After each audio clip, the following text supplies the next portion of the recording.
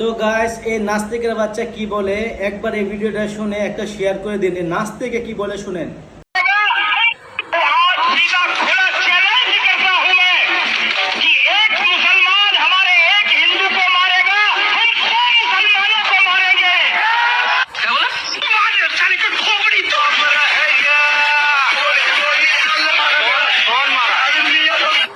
सुन रहे हो?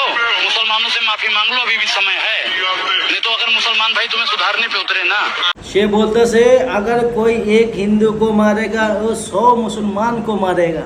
আরে আমি বলে নাস্তিকের বাচ্চা, তো যে পর্যায়ে আসিস সেই পর্যায়ে থাক, এত বাড়াবাড়ি করিস নি। কারণ কি এত বাড়লে তো জানো যে উৎসাহ আওয়াজ করলে মানুষ আওয়াজতে থামায় দেওয়ার জন্য মানুষ কিন্তু এখনো বেঁচে আছে। আর কিন্তু হ্যাঁ 100 মুসলমানকে মারবি, 100 মুসলমানের সাথে টাচ করে দেখ, মুসলমানের জন্য টাচ করে দেখ। এটা কি ভাবছিস তুই? এটা কি মেনবার নাকি? হ্যাঁ